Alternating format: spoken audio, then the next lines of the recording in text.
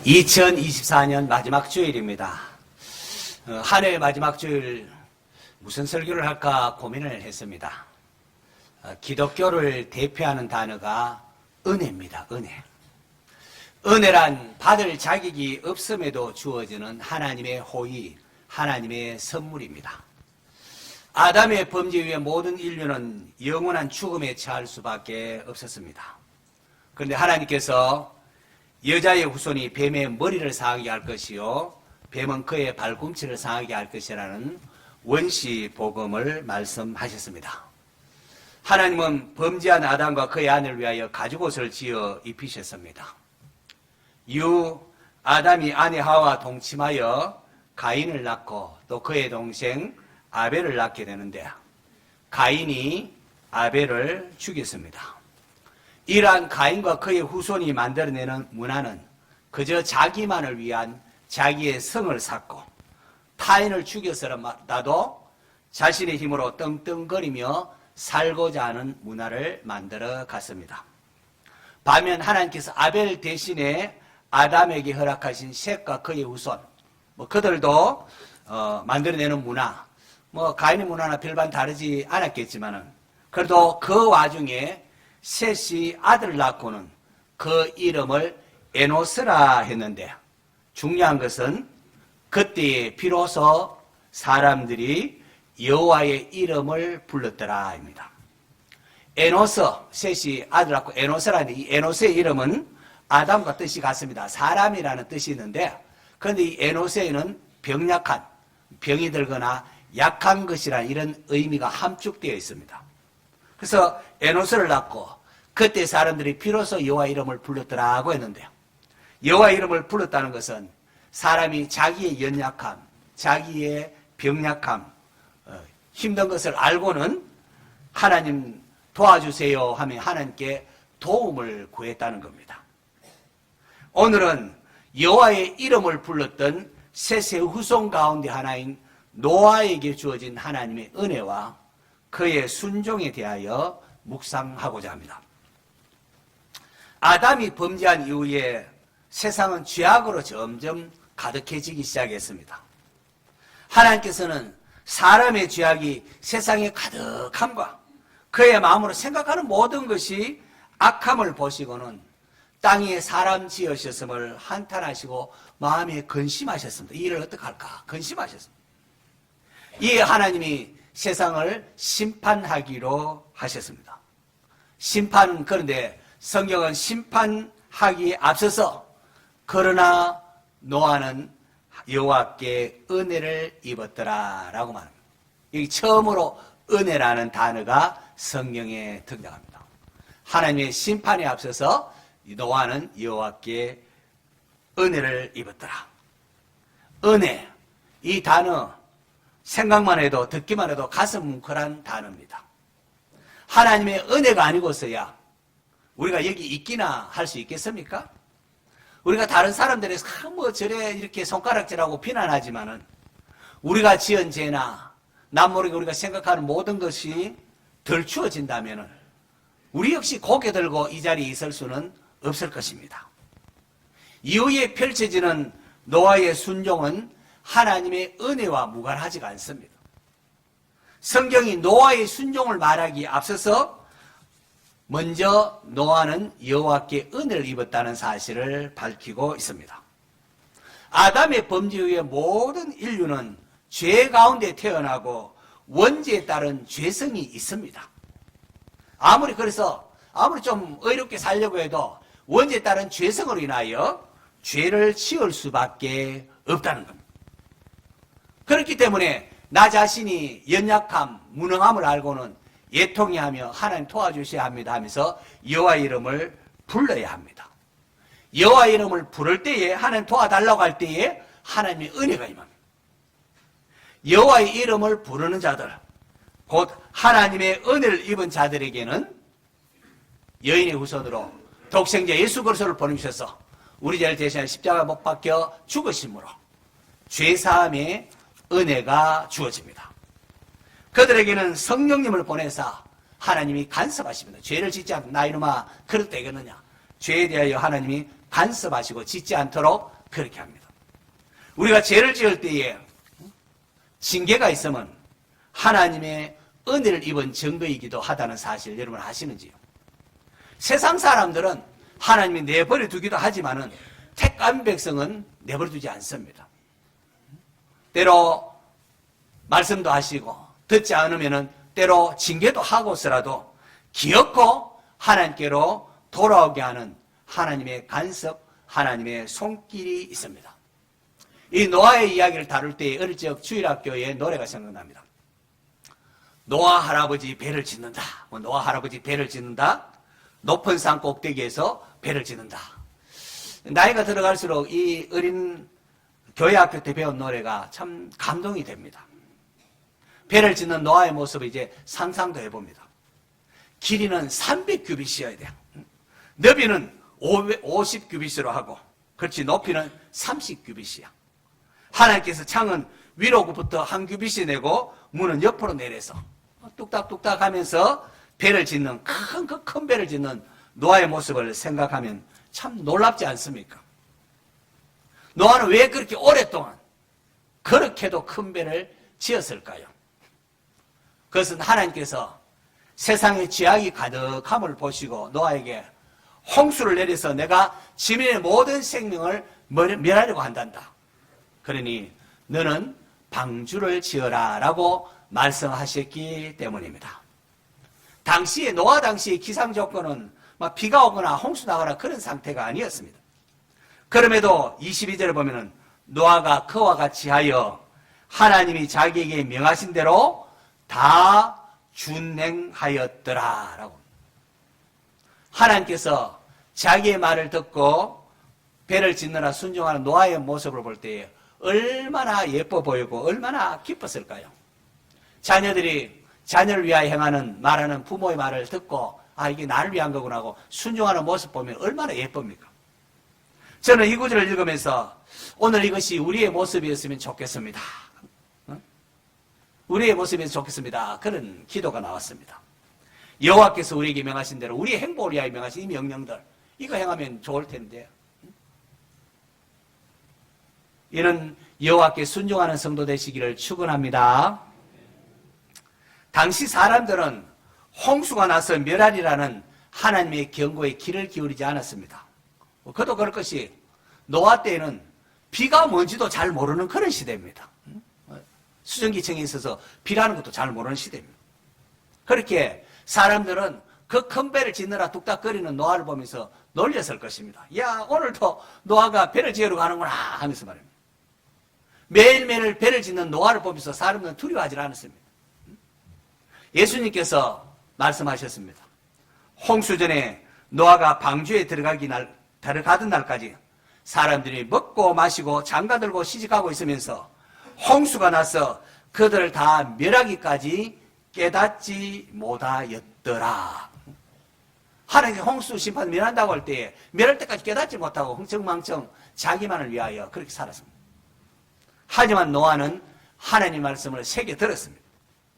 히브리서 기자가 말하기를 믿음으로 노아는 아직 보이지 않는 일에 경고하심을 받아 경외함으로 방주를 준비하여 그 집을 구원하였으니라고 합니다. 하나님께서 홍수 심판을 말씀하실 때 노아는 그 말씀을 그냥 기똥으로 듣는 것이 아니라 그 말씀을 두렵고 떨림으로 받았다는 겁니다. 이 말씀이 허탄한 것이 아니라 아 하나님께서 정말로 심판하시려구나. 그 말씀을 두려움으로 받았다는 겁니다. 오늘 우리는 어떻습니까? 하나님의 말씀을 두렵고 떨림으로 받습니까? 아니면 원래 목사님이니까 그런 말 하고 성경에 그런 말, 좋은 말 하는 거겠지. 그렇게 생각하고 있지는 않습니까? 노아의 때와 같이 오늘 많은 사람들도 먹고 마시고 시집가고 장가가며 사업에 몰두하고 정작 하나님의 심판이 있음을, 하나님 심판에 가까워지고 있음을 생각하지를 않습니다. 하나님께서는 옛 세상을 용서하지 아니하시고 오직 의를 전파하는 노아와 그 7 식구를 보존하시고 경건하지 않은 자들을 세상에 홍수를 내리심으로 후세에 경건하지 아니한 자들에게 본을 삼으셨다라고 베드로 사도가 우리에게 외치고 있습니다. 노아의 홍수는 앞으로 임할 심판에 대한 본을 우리에게 보여주다는 겁니다. 어느덧 한 해가 저물어 갑니다. 그만큼 예수님의 재림이 가까워졌습니다. 나는 주님의 재림을 준비하고 있습니까? 생각하고 있습니까? 다시 오실 주님을 생각하고 주님의 말씀에 순종의 삶을 살고 있느냐 하는 겁니다. 하나님은 누구에게 은혜를 베푸십니까? 자신의 연약함을 알고 원죄에 따른 죄성으로 나는 죄를 지을 수밖에 없구나. 오라, 누가 이 사망에서 나를 건져내랴. 자신의 연약함을 알고 여호와 이름을 부르는 자, 하나님 도와주십시오. 하나님 나를 살려주십시오. 여호와의 이름을 부르는 자를 하나님께서 구원하시고 그에게 은혜를 베푸십니다. 반면에 자기 힘을 자랑하고 떵떵거리며 자기 힘으로 살 수 있다 하는 교만한 자는 내버려 두버립니다. 하나님께서 내버려 두면은 이것이 이 세상 전부인 줄 알고 그렇게 자기 힘 믿고 의지하며 살다가 죄로 인하여 지옥에 떨어지고 마는 거죠. 그렇게 하나님은 하나님이 사랑하는 자를 간섭하시고 계속해서 잘못된 길로 가면 징계도 하시고 돌이키도록 그렇게 하십니다. 히브리서 12장 보면은 징계는 다 받는 것이거늘 너희에게 없으면은 사생자요 친아들이 아니니라. 자기 아들이 잘못된 길, 멸망의 길로 갈 때 부모는 그냥 있지 못하지 않습니까? 야야 그러면 안 된다 하면서 말하지 않습니까? 또 어릴 때는 채찍을 들어서라도 고치려고 할 것입니다. 저는 어릴 때 또 지금도 종종 그렇게 기도합니다. 이런 기도를 합니다. 하나님, 약간만 해도 제가 탁 알아들을 테니까 너무 아프게 때리지는 말아주세요. 딱 하면 제가 알아듣겠습니다. 그렇게. 너무 아프게는 하지 마세요. 그래서 길을 가다가 돌벌이 탁 채우면, 어이쿠, 하나님 알았습니다. 하면서 자신 내가 잘못한 거 없는가 이렇게 돌아보곤 합니다. 그리고, 그러면서 제가 많이 다듬어졌습니다. 늘 하나님 생각하십시오. 아이쿠, 이건 하나님 나에게 말씀하는 게 아닌가. 생각하셔야 돼요. 하나님께서 돌이키라는 신호를 줄 때에 빨리 깨닫고 돌이키는 게 지혜롭습니다. 미련하게 계속 자기 고집대로, 자기 생각대로 그렇게 하다가는 매를 법니다. 매를. 그게 사랑이기도 하죠. 하나님 사랑하니까 그렇게 하죠. 하나님께서는 사랑한 자를 절대로 그냥 버려두지 않습니다. 어떻게 해서라든지 돌이킵니다. 히브리서 기자는 무릇 징계가 당시에는 즐거워 보이지 않고 슬퍼 보이나 후에 그로 말미암아 연단 받은 자들은 의와 평강의 열매를 맺느니라고 했습니다. 그러면서 하신 말씀이 있습니다. 스크린 보면서 히브리서 12장 14절 15절 같이 읽습니다. 시작.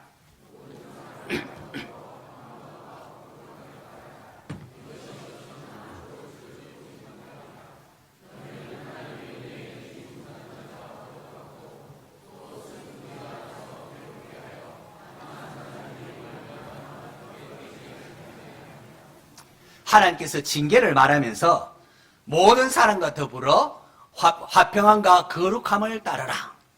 이것이 없이는 아무도 예외가 없습니다. 아무도 주를 보지 못하리라. 너희는 하나님의 은혜에 이르지 못하는 자가 없도록 하고, 이게 하나님의 은혜가 나오죠. 모든 사람과 더불어 화평함과 거룩함을 따르라고 하는데, 왜냐하면 이게 없으면은 아무도 주님을 보지 못하고 하나님의 은혜에 이르지도 못하기 때문이라는 겁니다. 우리가 주를 뵙고 하나님의 은혜에 이르기 위하여 꼭 해야 할 것이 있는데, 그것은 모든 사람과 더불어 화평함과 거룩함을 따르라. 무슨 말인 겁니까? 타인과의 관계를 바르게 하라는 겁니다.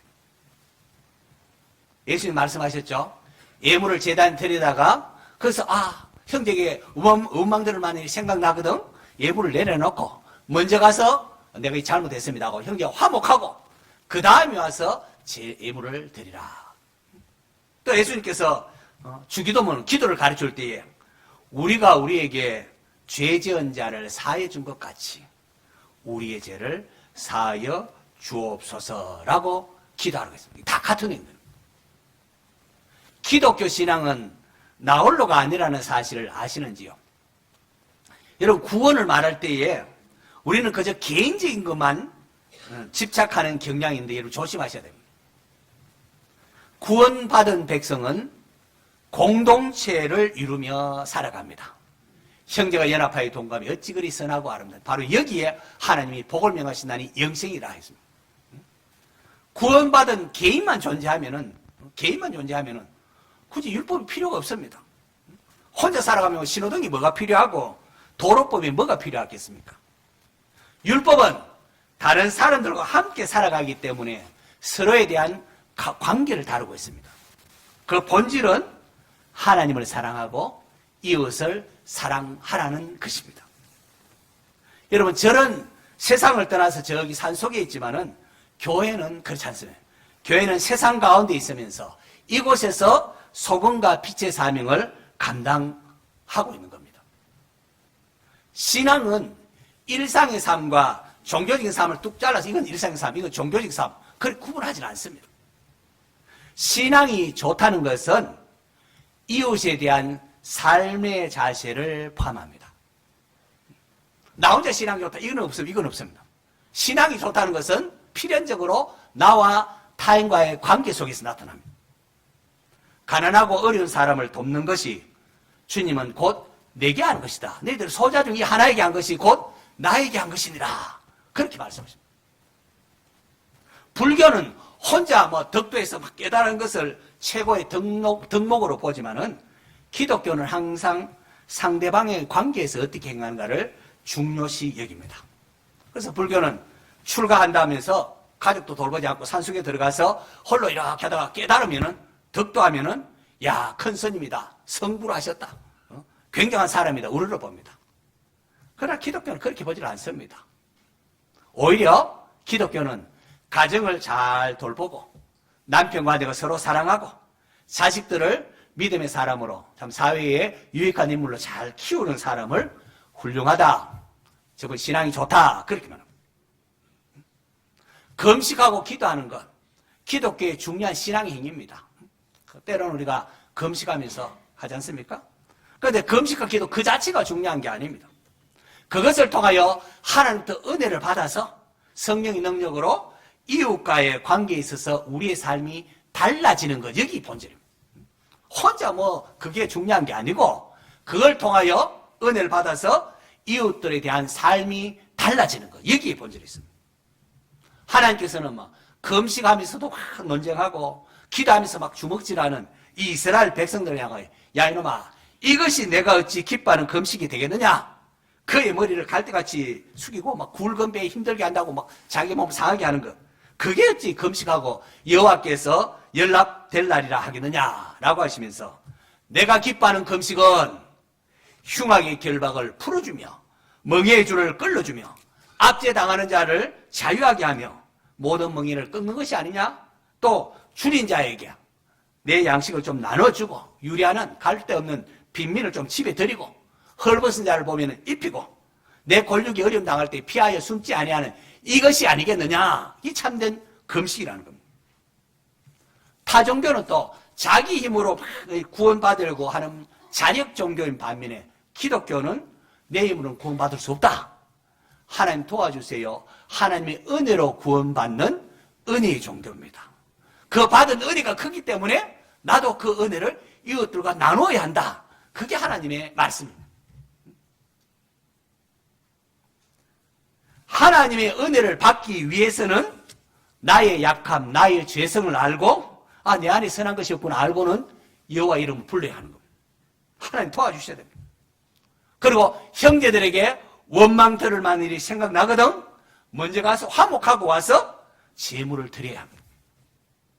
우리가 우리에게 죄 지은 자를 사해 준 것 같이 우리의 죄를 사하여 주옵소서, 그렇게 해야 하는 겁니다. 그럴 때에 하나님의 은혜가 임하고 하나님의 나라가 임하는 겁니다. 기독교의 가장 위대한 신학자를 일컫는 어거스틴의 고백록에 보면은 그가 회심할 때의 이야기가 있습니다. 어느 날 밀라노의 한 정원에 있는 어거스틴에게 담장 밖으로 아이들의 노래소리가 들립니다. 집어서 읽어라, 집어서 읽어라. 그 소리를 들으면서 그 말에 끌려서 서재에 들어가서 성경을 이렇게 폈는데, 그때 어거스틴 앞에 펼쳐진 성경이 로마서 13장 말씀입니다. 한번 볼까요? 같이 했습니다. 시작.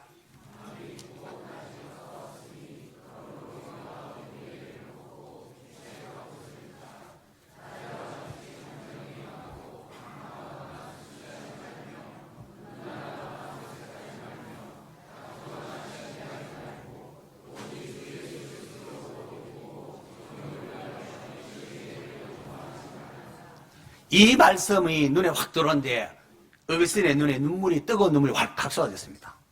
방탕하거나 술 취하지 말며 음란하거나 호색하지 말며, 이 말씀이 어거스틴의 가슴을 꽉 쳤습니다. 어거스틴이 궁정수사 교수니 뭐니 하지만은 그동안 불륜 관계의 여성에 대한 미련, 그것을 버리지 못하고 있던 어거스틴의 폐부, 이 말씀이 꽉 찔린 겁니다. 그러자 어거스틴이 자신을 굴복하며 예, 하나님 순종하겠습니다. 세상적인 정욕과 음란을 버리겠습니다. 라고 결단을 합니다.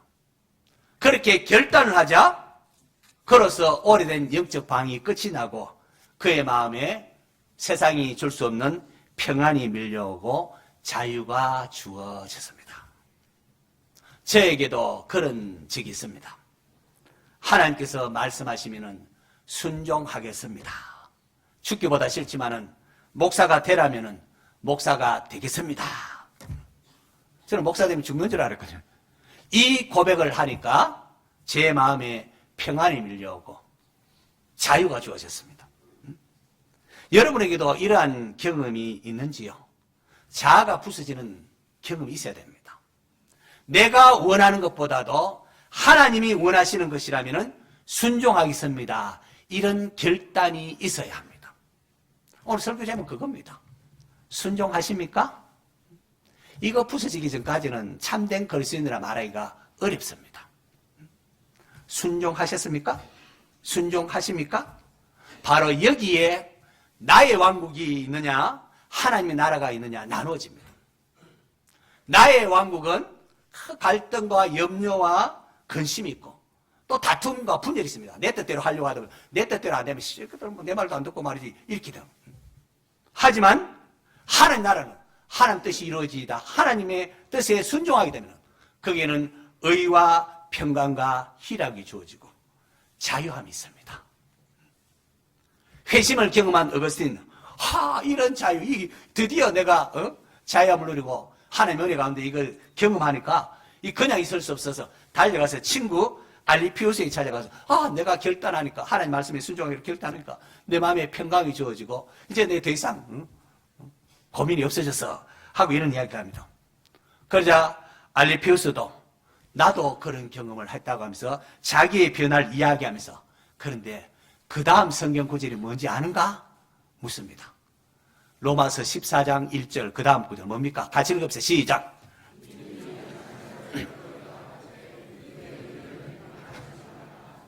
믿음이 연약한 자를 너희가 받되 그의 의견을 비판하지 말라. 무슨 말이겠습니까? 신앙은 나홀로가 아니라는 겁니다. 나만 신비한 체험하고 은혜 받았다, 그게 끝나는 것이 아니라 필연적으로 이웃과의 관계로 이어진다는 겁니다. 이게 필연적입니다. 인간관계에서 불편한 분이 있다면 도망가지 마십시오. 힘들어도 저 사람 절대로 용서해. 힘들어도 이겨내셔야 됩니다. 사랑으로 이겨내셔야 됩니다. 하나님 나에게 베푼 은혜를 기억하며 이겨내셔야 됩니다.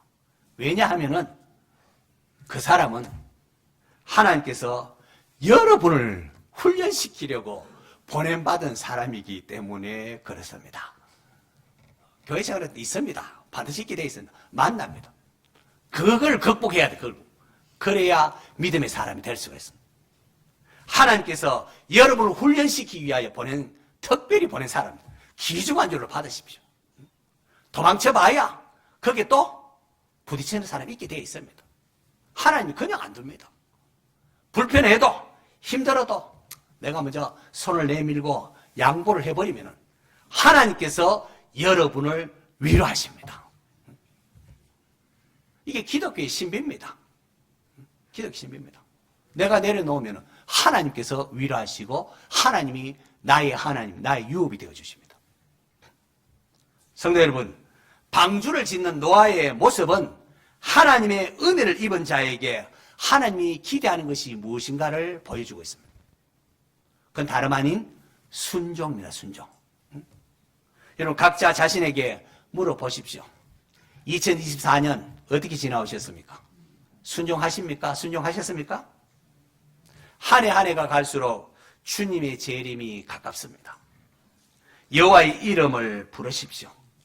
하나님의 도움이 없이는 우리가 선을 행할 능력이 없습니다. 그러므로 어떤 일 했다고 해서 내가 뭐 이리 했네 이러만 하면 안 됩니다. 첫째도 겸손, 둘째도 겸손, 셋째도 겸손. 왜? 하나님 주신 힘으로 하시게 됩니다. 하나님은 사랑하는 자에게 말씀을 통하여 여러분의 마음을 지금 두드리십니다. 너 이거 고쳐야 되지 두드리십니다. 말씀 앞에 자신을 굴복하십시오. 들을 게 있는 자가 들어야 됩니다. 자꾸 하나님의 말씀을 가볍게 이고 원래 그런 거지 그러면 안 됩니다. 나의 주장 내 고집을 내려놓고 하나님의 뜻에 순종하겠습니다. 결단하십시오. 결단하면 안 죽습니다. 거기에 하나님의 나라가 임합니다. 그리고 기독교 신앙은 나 홀로 신앙이 아니라 나 혼자 아무리 대단한 거 그게 신앙 좋다고 하지 않습니다. 이웃을 위하여 한마디 말하는 것이 1,000마디 방언하는 거 1만마디 방언하는 것보다 낫다고 하지 않습니까? 기독교 신앙은 이웃과의 관계에서 나타납니다. 하나님 사랑하십니까? 그렇다면 하나님께서 내 인생에 만나게 하신 가족에게 책임을 다하십시오. 아버지로서, 아내로서, 자식으로서, 부모로서 책임을 다하십시오. 그리고 하나님 만나게 하는 또 이웃들에게 신실하게 대하시기를 바랍니다. 그것이 하나님 향한 사랑, 하나님을 사랑하는 신앙입니다. 우리가 그렇게 하면 하나님 너가 나에게 해겠다 그렇게 말씀하십니다. 교만한 자는 물리치시고 겸손히 말씀 앞에 자신을 굴복하는 자에게 하나님은 한없이 자비로우신 아버지십니다. 예뻐서 회개하고 돌아오는 자를 얼싸안고 기뻐하시면서 결단하고 돌아올 때 하나님 너무 기뻐하시고 반지 가져와서 가락지 끼우고 신발 신기고 하나님 자녀로서 그걸 회복시켜 주시고 아버지 것을 주십니다. 하나님의 은혜에 순종함으로 반응하는 복된 성도가 되기를 바랍니다. 그리고 그렇지 못했던 부분에 대하여 하나님 앞에 자백함을 통하여 치유함 받을 수 있기를 또한 축원합니다.